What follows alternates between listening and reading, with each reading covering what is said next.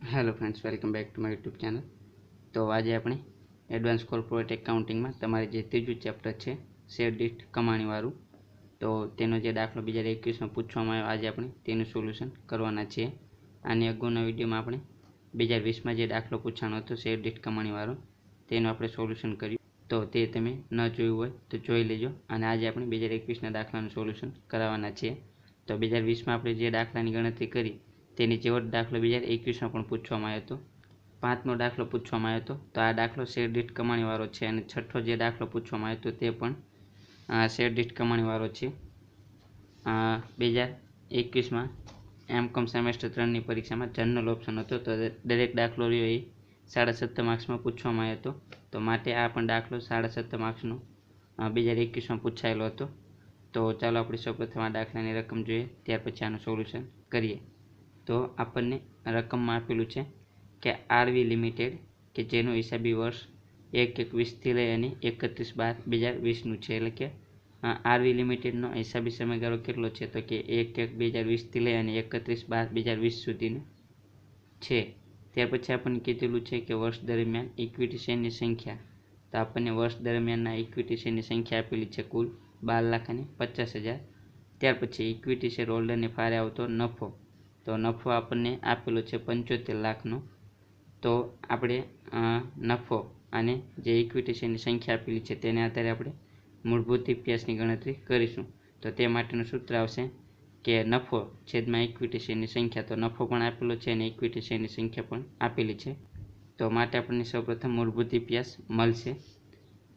ત્યાર પછી આપણને શું કીધેલું છે કે વર્ષ દરમિયાન એક ઇક્વિટી શેરની સરેરાશ વ્યાજબી કિંમત 100 રૂપિયા હતી। એટલે કે શેરની વ્યાજબી કિંમત કેટલી હતી? 100 રૂપિયા। ત્યાર પછી આપણને કીધેલું છે કે સંભવિત ઇક્વિટી શેર નીચે મુજબ હતા, તો તેમાં ઓપ્શન શેર આપેલા છે, ત્યાર પછી પ્રેફરન્સ શેર અને ત્યાર પછી ડિબેન્ચર। તો ઓપ્શન શેરમાં આપણને આપેલું છે કે 60,000ના શેર હતા અને તે દરેકનો ભાવ કેટલો હતો, તો કે 75 રૂપિયા। તો આપણે ઓપ્શન શેરની ગણતરી કરશું અને ઓપ્શન શેર માટે અમિશ્રિત ઇપીએસની ગણતરી કરશું।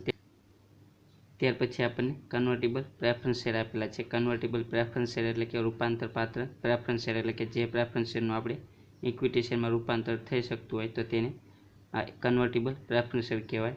તો તેમાં આપણને આપેલું છે કે 5 લાખ, એટલે કે 5 લાખના પ્રેફરન્સ શેર આપેલા છે જે શેર દીઠ ₹8નો ડિવિડન્ડનો અધિકાર ધરાવે છે। એટલે કે 5 લાખના પ્રેફરન્સ શેર આપણને આપેલા છે, તો તેમાંથી શેર દીઠ એટલે કે દરેક શેરની 8 રૂપિયા લેખે ડિવિડન્ડનો અધિકાર ધરાવે છે। તો 5 લાખ પ્રેફરન્સ શેર ગુણ્યા 8 રૂપિયા આપણે કરીશું તો આપણને ડિવિડન્ડ મળશે। અને ત્યાર પછી કીધેલું છે કે એક પ્રેફરન્સ શેરનું 2 ઇક્વિટી શેરમાં રૂપાંતર થવા પાત્ર છે। એટલે કે આ જે 5 લાખના પ્રેફરન્સ શેર આપેલા છે, તો એક પ્રેફરન્સ શેરે 2 ઇક્વિટી શેર આપણને મળશે। એટલે કે એક પ્રેફરન્સ શેરમાંથી આપણે 2 ઇક્વિટી શેરમાં રૂપાંતરણ થઈ શકશે, તો તેની આપણે ગણતરી કરવી પડશે। ત્યાર પછી આપણને કીધેલું છે કે preference share dividend distribution tax 10% છે, તો ડિવિડન્ડ પરનો જે ટેક્સ હોય તે 10% લેખે આપણે ગણવાનો, ધ્યાનમાં લેવાનો છે। ત્યાર પછી ત્રીજો પોઈન્ટ આપણને કીધેલો છે કે 12%ના કન્વર્ટેબલ ડિબેન્ચર્સ। કન્વર્ટેબલ ડિબેન્ચર એટલે કે આપણે જે ડિબેન્ચર્સનું ઇક્વિટી શેરમાં રૂપાંતરણ કરી શકાય તેવા ડિબેન્ચર્સ। તો 12%ના ડિબેન્ચર્સ આપેલા છે અને દરેકનો ભાવ કેટલો છે, તો કે 100 રૂપિયા। અને એવા કેટલા ડિબેન્ચર, તો કે 1,25,000 ડિબેન્ચર્સ આપેલા છે। અને આપણને કીધેલું છે કે એક ડિબેન્ચર્સ કે જે દરેકનું 4 ઇક્વિટી શેરમાં રૂપાંતરણ થવા પાત્ર છે। એટલે કે એક ડિબેન્ચરની સામે આપણને 4 ઇક્વિટી શેર મળવા પાત્ર છે। એટલે કે એક ડિબેન્ચરમાંથી આપણે એક ડિબેન્ચરનું 4 ઇક્વિટી શેરમાં રૂપાંતરણ કરી શકીએ છીએ, તો તેની પણ આપણે ગણતરી કરવી પડશે। ત્યાર પછી આટલી વિગતને આધારે આપણને કીધેલું છે કે આપણે મૂળભૂત ઇપીએસ અને અમિશ્રિત ઇપીએસ આની ગણતરી કરવાની છે। તો સૌથી પહેલાં આપણે આ જે નફો અને જે ઇક્વિટી શેરની સંખ્યા આપેલી છે તેની મદદથી આપણે મૂળભૂત ઇપીએસ શોધીશું। ત્યાર પછી આ જે ત્રણેય બાબતો આપેલી છે, ઓપ્શન શેર, પ્રેફરન્સ શેર અને કન્વર્ટેબલ ડિબેન્ચર્સ, તો આ ત્રણેય માટે આપણે અમિશ્રિત ઇપીએસની ગણતરી કરીશું। તો ચાલો આપણે આનું સોલ્યુશન કરીએ। તો સૌથી પહેલાં મૂળભૂત ઇપીએસની ગણતરી કરીએ। તો મૂળભૂત ઇપીએસની ગણતરી કરવા માટેનું આપણે સૂત્ર વાપરવાનું, તો તે માટેનું સૂત્ર આવશે કે નફો છેદમાં ઇક્વિટી શેરની સંખ્યા. તો આપણને દાખલામાં નફો પણ આપેલો છે અને ઇક્વિટી શેરની સંખ્યા પણ આપેલી છે. તો આપણને દાખલામાં ઇક્વિટી શેરની સંખ્યા આપેલી છે 12,50,000, નફો આપેલો છે 75 લાખ. તો નફો આવશે 75 લાખનો, ઇક્વિટી શેરની સંખ્યા આવશે 12,50,000. તો આપણને મળશે મૂળભૂત EPS 6 રૂપિયા. તો આ થઈ મૂળભૂત EPSની ગણતરી. હવે આપણે જ્યાં 3 બાબતો આપેલી છે, ઓપ્શન શેર, પ્રેફરન્સ શેર અને કન્વર્ટેબલ ડિબેન્ચર્સ, તો આની માટે આપણે અવમિશ્રિત EPSની ગણતરી કરીશું. તો સૌથી પહેલાં આપણે ઓપ્શન શેર માટે ગણતરી કરીએ અવમિશ્રિત EPSની. તો ઓપ્શન શેર માટે આપણે અવમિશ્રિત EPSની ગણતરી કરીએ તો આપણને આપેલું છે કે ઓપ્શન શેર 60,000ના છે અને દરેકનો ભાવ કેટલો? 75 રૂપિયાનો. તો 60,000ના શેર દરેકના 75 રૂપિયાનો ભાવ છે. તો જ્યારે ઓપ્શન શેર માટે આપણે અવમિશ્રિત EPSની ગણતરી કરશું ત્યારે તમારે દરેક વખતે આ સૂત્રનો ઉપયોગ કરવાનો છે કે નફો છેદમાં ઇક્વિટી શેરની સંખ્યા પ્લસ વધારો અથવા તો આ સુધારેલ ઇક્વિટી શેરની સંખ્યા.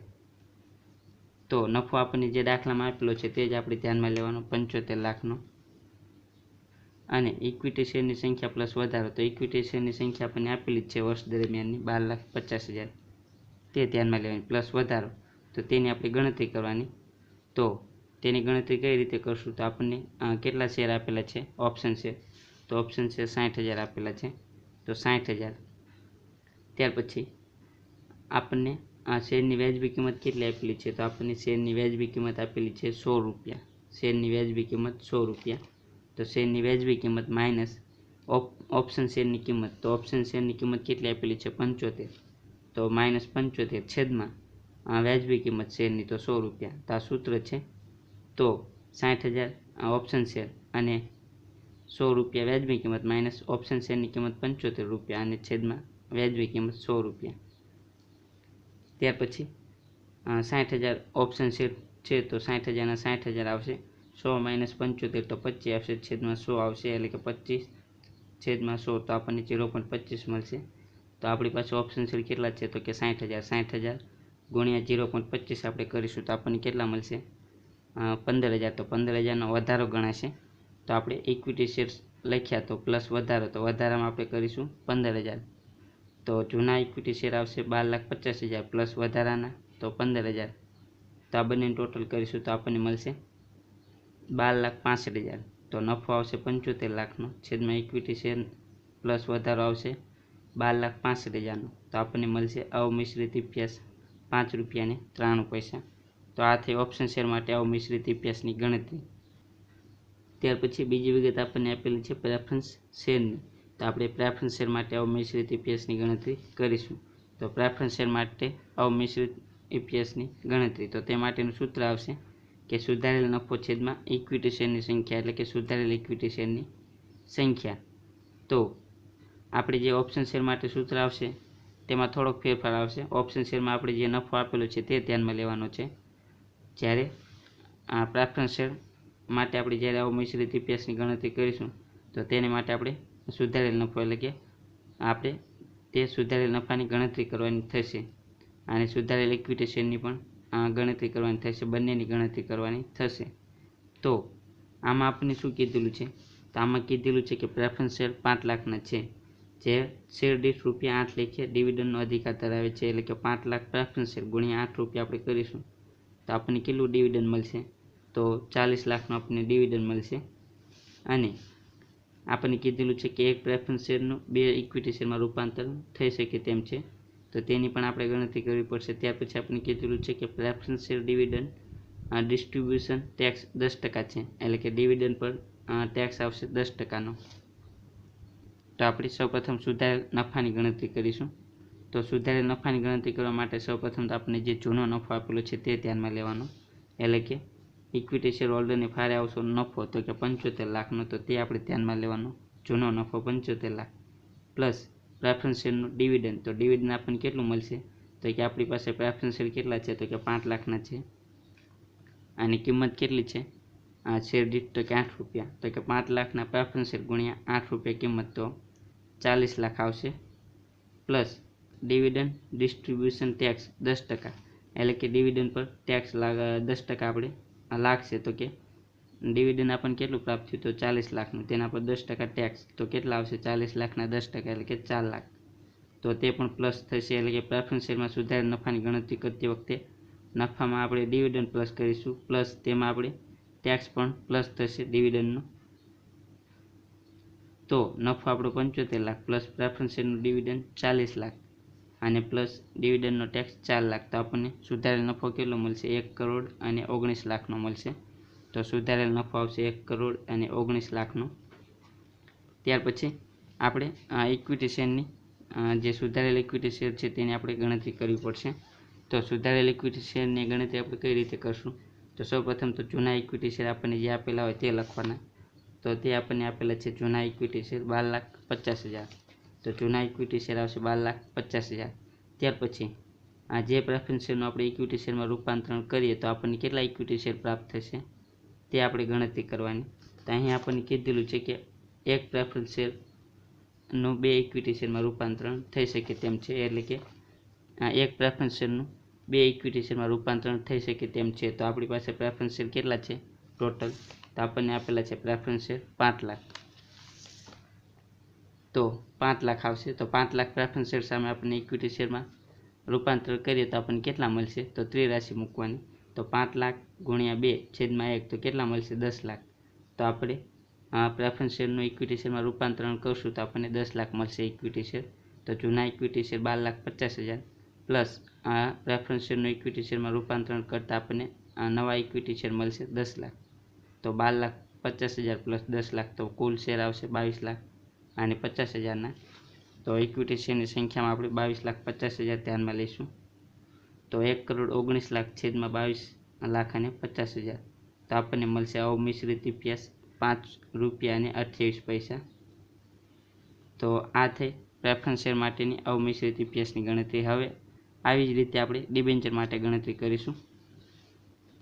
તો આપણને ત્રીજી વિગત આપેલી છે દાખલાની રકમમાં કે 12%ના કન્વર્ટેબલ ડિબેન્ચર્સ આપેલા છે અને દરેકનો 100 રૂપિયાનો છે ડિબેન્ચર, એટલે કે ડિબેન્ચરની કિંમત 100 રૂપિયા છે. અને એવા કેટલા ડિબેન્ચર આપેલા છે તો કે 1,25,000. અને ત્યાર પછી આપણે કીધેલું છે કે એક ડિબેન્ચર્સનું આપણે 4 ઇક્વિટી શેરમાં રૂપાંતરણ કરી શકીએ તેમ છીએ. તો આપણે આ ડિબેન્ચર માટે અવમિશ્રિત EPSની ગણતરી કરીશું. તો સુધારેલ નફો છેદમાં ઇક્વિટી શેરની સંખ્યા, જે આપણે પ્રેફરન્સ શેર માટે જે સૂત્ર આવશે અવમિશ્રિત EPSનું તે જ સૂત્ર ડિબેન્ચર માટે આવશે. તો સુધારેલ નફાની ગણતરી કરવી પડશે અને ઇક્વિટી શેરની આપણે ગણતરી કરવી પડશે. તો સૌપ્રથમ સુધારેલ નફાની આપણે ગણતરી કરીએ.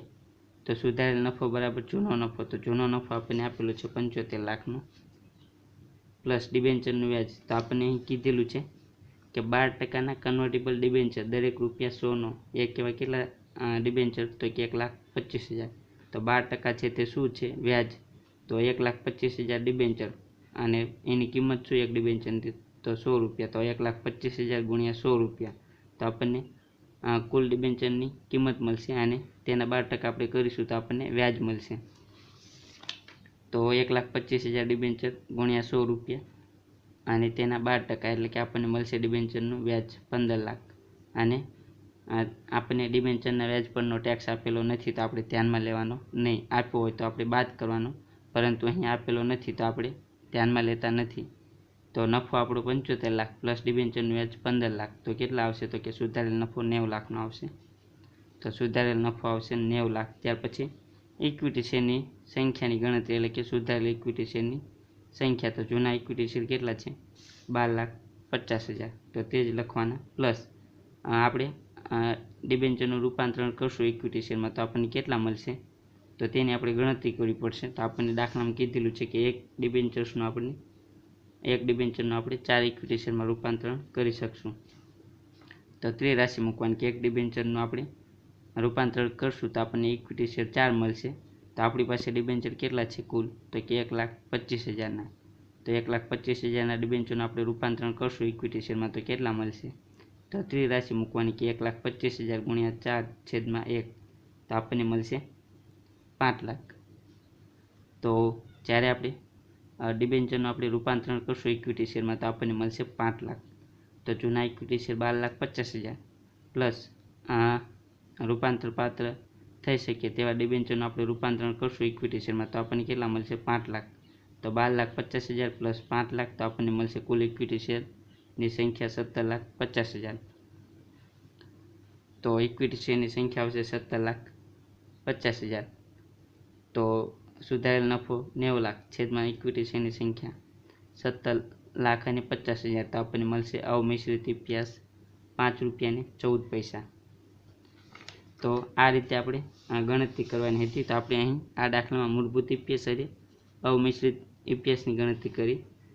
તો આપણે જે 2020નો દાખલાની ગણતરી કરી તેની જેવો દાખલો છે. રકમમાં ફેરફાર છે, અન્ય કોઈ વધારે ફેરફાર નથી. તેમાં આપણે 2020નો દાખલો ગણ્યો તેમાં આપણને ડિબેન્ચરના વ્યાજ પરનો ટેક્સ આપેલો હતો, અહીં આપણને આપેલો નથી. બાકી બધી જે તે દાખલો પૂછાણો હતો તેની જેવો જ છે.